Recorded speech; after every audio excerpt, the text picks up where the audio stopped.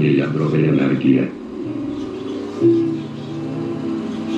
Potreba elektrickej energie naďalej stúpa. Jej výroba musí v 6. päťročnici vzrásť asi o 50%, o 6,7 milióna megawatthodín. Nároky na výrobky elektrotechnického priemyslu sú stále vyššie. Doslova búrlivý je rozvoj mikroelektroniky.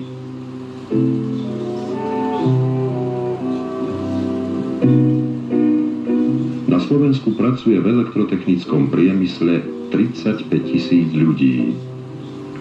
Hrubá výroba tohto odvetvia predstavuje sumu 6,5 miliardy korún.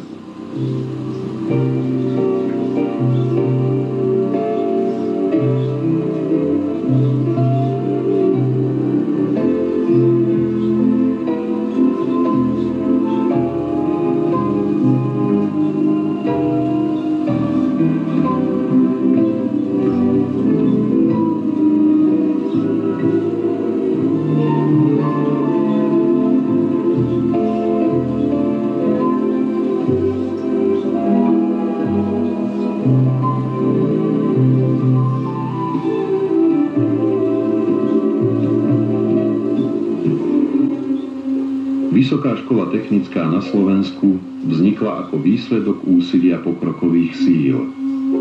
Banskobystrická konferencia Komunistickej strany Československa v roku 1937 vo svojom pláne hospodárskeho, sociálneho a kultúrneho rozvoja Slovenska vzniesla požiadavku na založenie Vysokej školy technickej. Keď pred 35 rokmi bolo pri Slovenskej Vysokej škole technickej zriadené oddelenie elektrotechnického inžinierstva, elektrotechnický priemysel na Slovensku prakticky nejestvoval a táto elektráreň bola na vtedajšie pomery moderná a významná.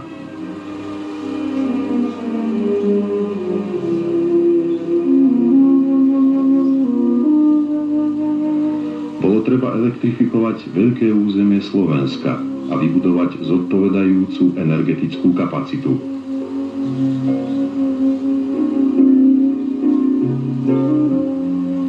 V tom čase odhadovali potrebu elektroinžinierov na 30 až 50 absolventov ročne. To je asi 1/9 absolventov elektrotechnickej fakulty Slovenskej Vysokej školy technickej v Bratislave v roku 1976.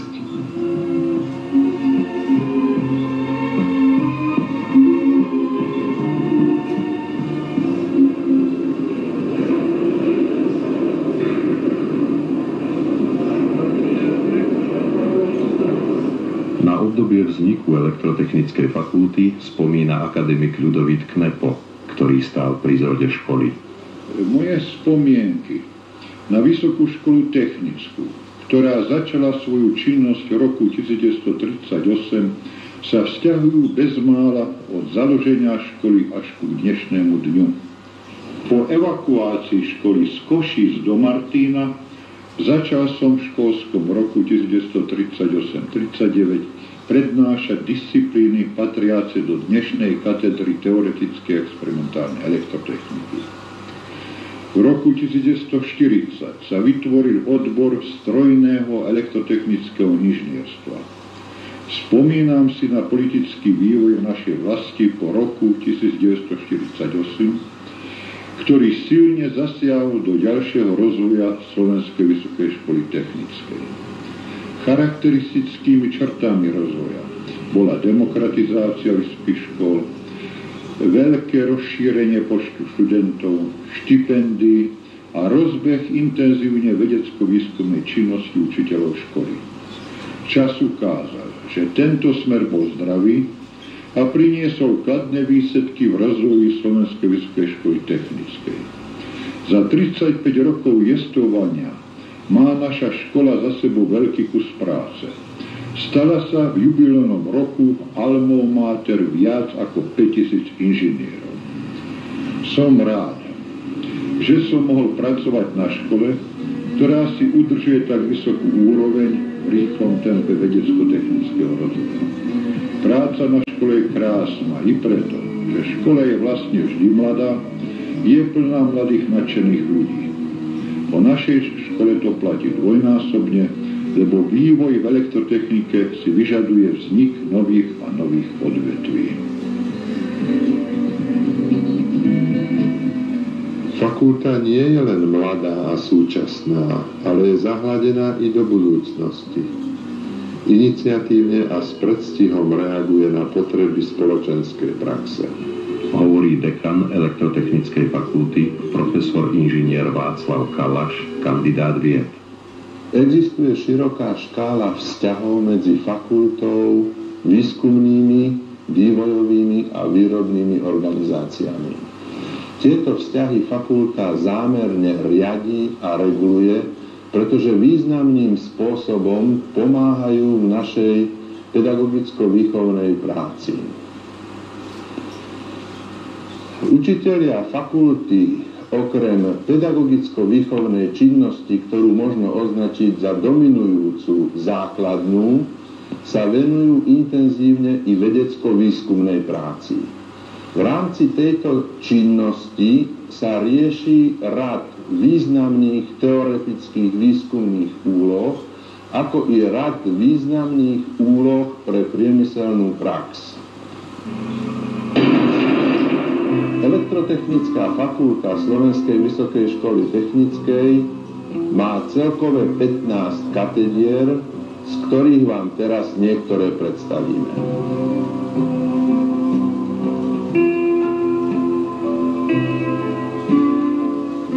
Jedným z významných pracovísk katedry elektroenergetiky je skúšobňa vysokého napätia.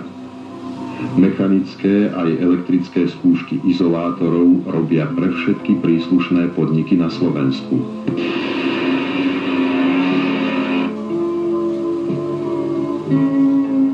Zaujímavá a významná je spolupráca s národným podnikom Elektrosvit Nové Zámky na vývoji nových typov svietidiel.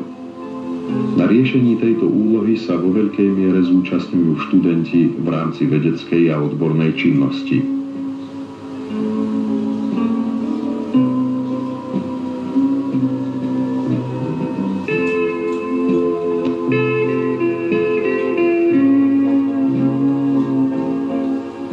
Základný teoretický výskum tenkých dielektrických vrstiev, ktorý sa robí na katedre elektrotechnológie, má perspektívne veľký národohospodársky význam.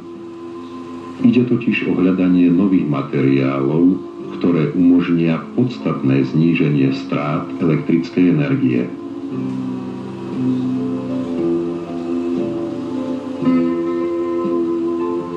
Práve na základe teoretického výskumu mohol jeden z výskumných tímov katedry vyvinúť nový typ kondenzátorov pre závody elektrotepelných zariadení v Žamberku, ktoré sa v praxi už osvedčili.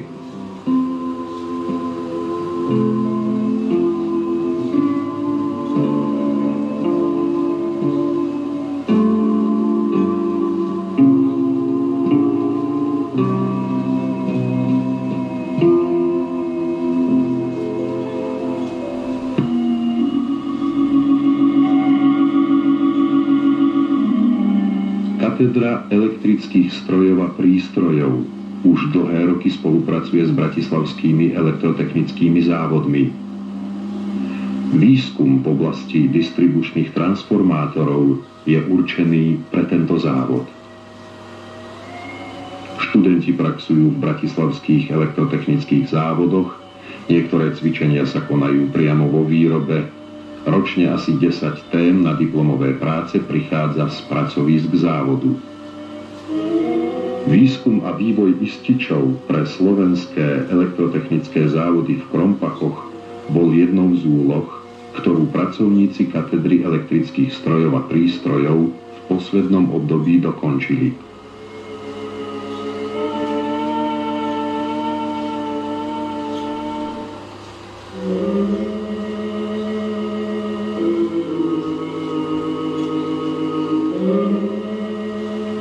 Nielen doma, ale aj v zahraničí dobre reprezentuje Elektrotechnickú fakultu katedra jadrovej fyziky a techniky svojou prácou v oblasti využitia Mesbaverovej spektroskopie. Metodologická škola na využívanie tohto spôsobu skúmania látok pomocou radioaktívneho žiarenia sa uznáva v mnohých krajinách. Táto metóda má veľký praktický význam pre mnohé vedné odbory.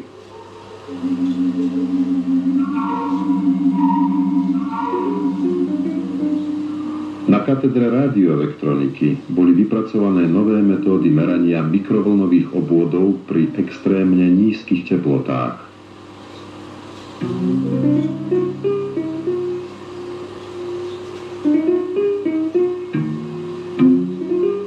Táto práca významnou mierou prispieva aj k riešeniu úloh programu Interkozmos.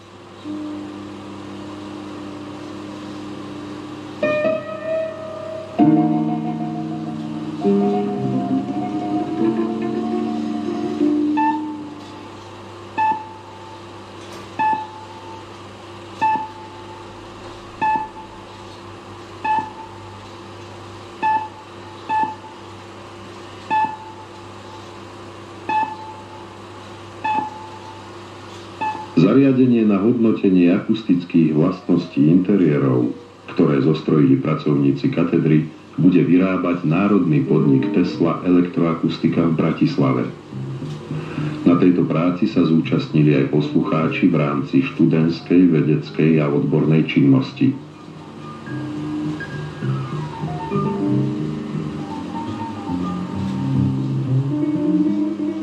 Katedra teoretickej a experimentálnej elektrotechniky, najstaršia katedra fakulty, sa medzi iným môže prezentovať súborom významných prác v oblasti magnetizmu.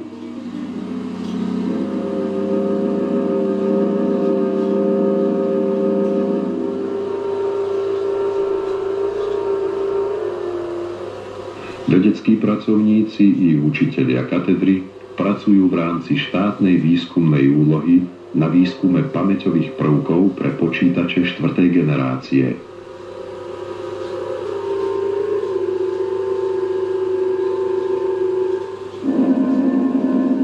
Výskum a vývoj mikrovlnových feritových elementov pre rádiolokačnú techniku používanú v civilnej leteckej doprave je jednou z tém vedecko-výskumnej práce, ktoré výsledky sa priamo realizujú v praxi. V tejto súvislosti sa rieši aj náročná úloha zameraná na modernizáciu radarových zariadení.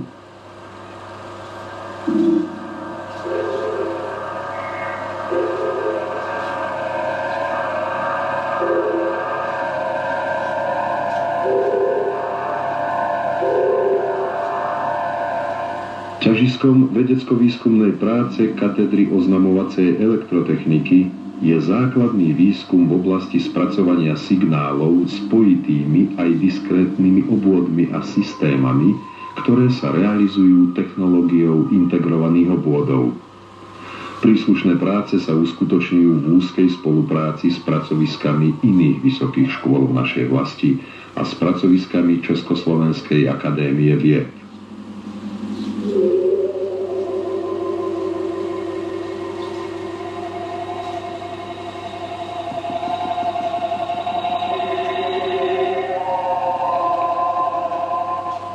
Pracovníci katedry sa zúčastňujú aj na riešení rozličných aktuálnych úloh aplikovaného výskumu pre viaceré výrobné podniky a organizácie. Jedným z príkladov je spolupráca na riešení zariadení na rýchly prenos dát v telefónnej sieti.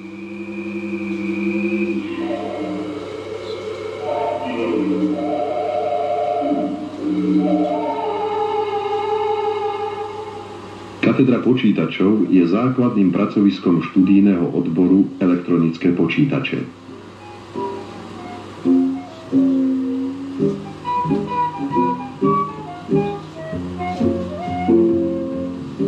Stojíme pred podstatnými zmenami a súčasne prudkým rozvojom vo výrobe a používaní výpočtovej techniky. Túto úlohu riešia socialistické krajiny integrovaným spôsobom. Preto je výchova vysokoškolsky vzdelaných odborníkov na konštruovanie počítačov a projektovanie ich programového vystrojenia aktuálna a naliehavá.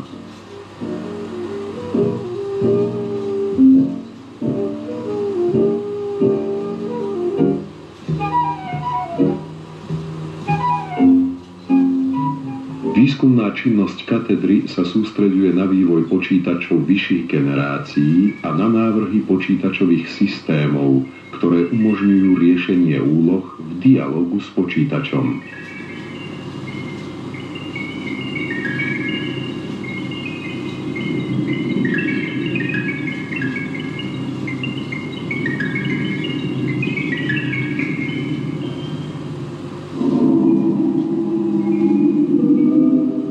Teoretický výskum, ktorého jednou z tém je výskum umelého intelektu, koordinuje Slovenská akadémia vied.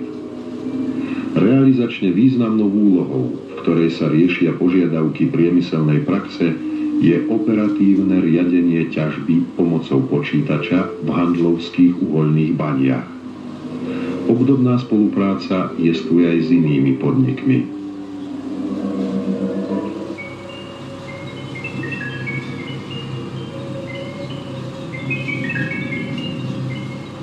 Zvyšovať efektívnosť, hospodárnosť ktoréhokoľvek výrobného procesu je nevyhnutná cesta, po ktorej musí kráčať každé odvetvie moderného priemyslu. Automatizácia a regulácia výroby je prostriedkom, pomocou ktorého možno po tejto ceste rýchlo napredovať.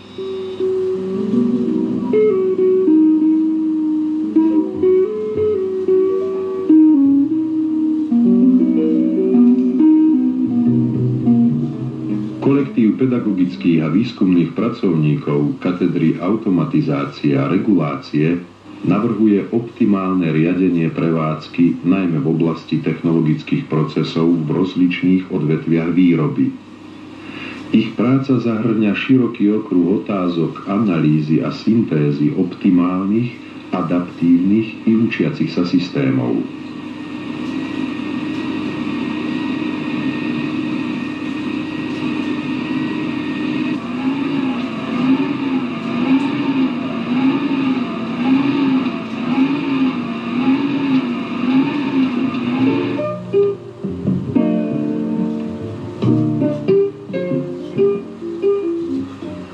Tvorba takýchto zložitých, optimálne pracujúcich systémov pre racionálne a efektívne riadenie výroby, kde v neposlednom rade ide aj o fyzické a psychické odbremenenie práce človeka, je nosným programom katedry automatizácie a regulácie.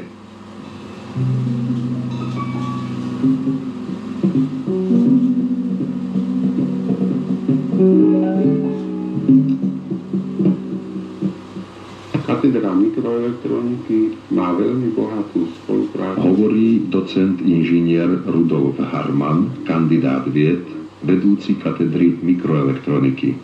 Z iniciatívy Tesly v Piešťanoch a našej katedry vzniklo školiace a výskumné pracovisko Elektrotechnickej fakulty Slovenskej vysokej školy technickej a Tesly v Piešťanoch, ktorého cieľom je riešiť vedecko-výskumné úlohy pre Teslu a urýchliť zvyšovanie kvalifikácie jej pracovníkov. Na teraz v rámci tohoto pracoviska riešime 8 úloh, na ktorých sa zúčastňuje viac ako 70 pracovníkov Elektrotechnickej fakulty a Tesly v Piešťanoch. Katedra mikroelektroniky už veľa rokov rieši štátne výskumné úlohy. V súčasnosti je koordinačným pracoviskom hlavnej úlohy štátneho plánu základného výskumu. Prakticky všetky úlohy, ktoré sa na katedre riešia, majú bezprostrednú súvislosť s československým elektronickým priemyslom, hlavne však s Teslou v Piešťanoch, v Rožnove, v Bratislave a Lanškrovne. Hovorí riaditeľ závodu Tesla Piešťany, inžinier Peter Flígel, člen vedeckej rady Elektrotechnickej fakulty. Absolventovi Slovenskej vysokej školy technickej bolo samozrejmosťou sa obrátiť na vedecké a tvorčie kapacity našej fakulty, keď sme rozširovali výskumnú a vývoj základu nášho závodu. Takto vzniklo spoločné výskumné a školiace pracovisko závodu Tesla Piešťany a Elektrotechnickej fakulty SVŠT, ktorý si vypíše za cieľ vychovávať erudovaných odborníkov a riešiť konkrétne úlohy nášho plánu technického rozvoja.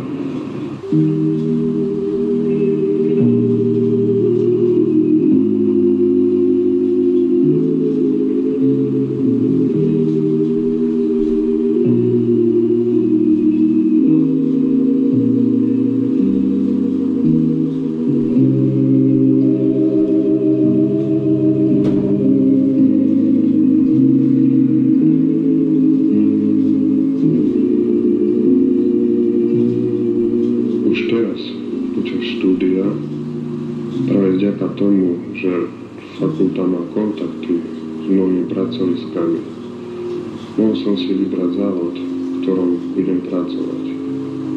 Viem, čo ma čaká a viem aj to, čo čakajú odo mňa.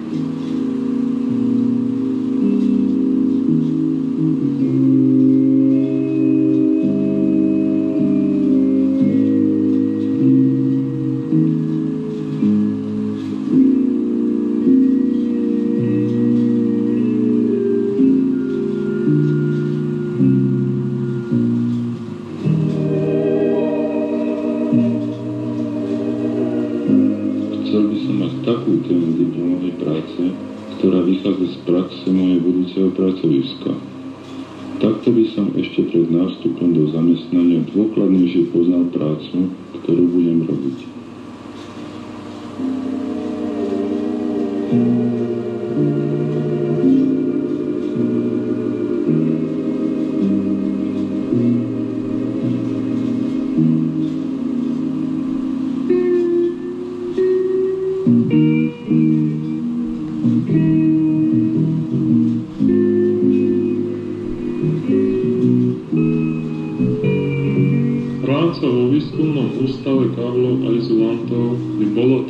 Čo by som chcel robiť.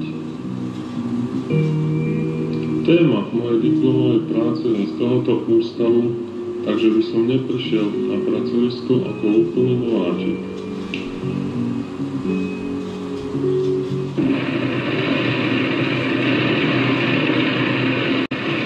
Sme vo výskumnom ústave káblov a izolantov v Bratislave. Hovorí vedúci výskumný pracovník ústavu, inžinier Julius Kozumplík, kandidát vied, laureát štátnej ceny Klementa Gottwalda, jeden z prvých absolventov Elektrotechnickej fakulty. Absolvoval som v roku 1946, ale kontakt so školou som dodnes neprerušil. Vzťahy nášho ústavu ku Elektrotechnickej fakulte sú skutočne veľmi mnohostranné. Možno ich charakterizovať najmä týmito dvoma aspektmi.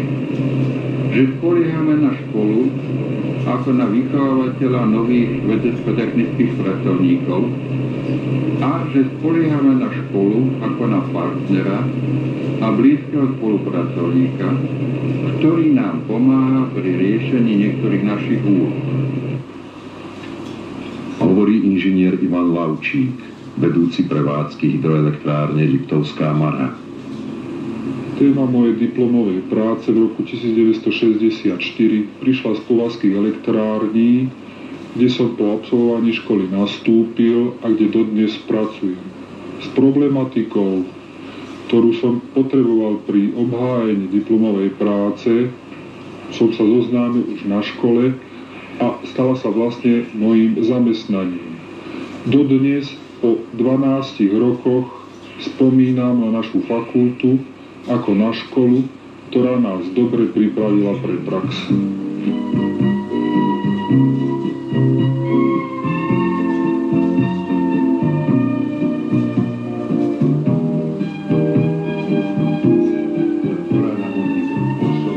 Prechádza stále tým istým bodom priestoru. Tento bod sme nazvali stredom pohybu. Zaviedli sme si plošný vektor, ktorý je priradený... Prednáša docent doktor Ivan Náter, prodekan pre výchovno-vzdelávaciu činnosť. Výsledok dnešných našich úvah. Zistili sme, že plošná rýchlosť u všetkých stredových pohybov, tá derivácia plošnej rýchlosti podľa času, je nulová. To znamená, že plošná rýchlosť pre všetky stredové pohyby musí byť konštantná. Tým dnešnú našu prednášku končíme. Ďakujem za pozornosť. Dovidenia o týždeň.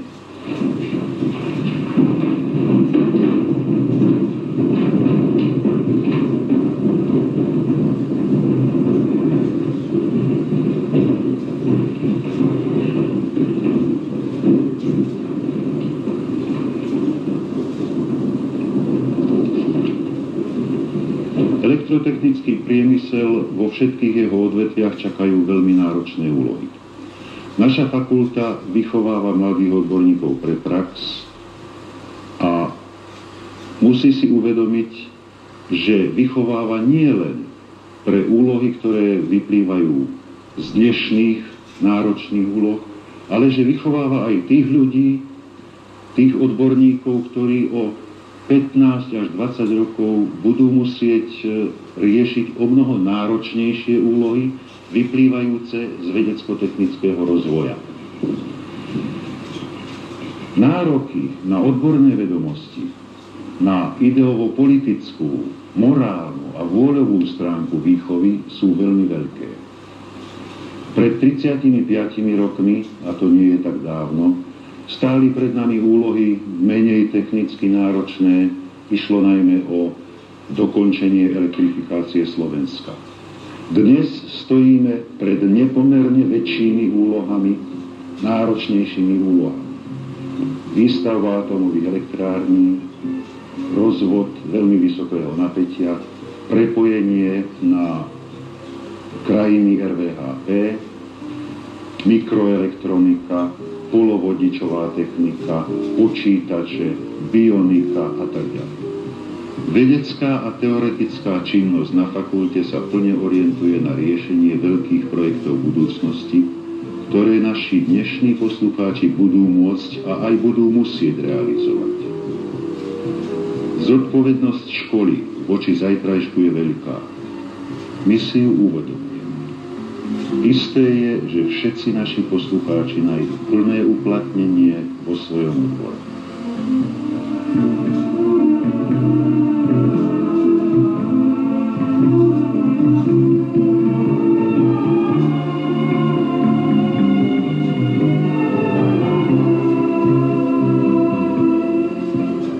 Promóciou sa všetko pre mladého inžiniera iba začína. Neznamená to však, že promóciou pre školu všetko končí, pretože jej absolventi naďalej udržujú kontakt so svojou almou mater ako s centrom vedeckého pokroku a všade tam, kde pracujú, denne zúročujú prácu Elektrotechnickej fakulty Slovenskej vysokej školy technickej.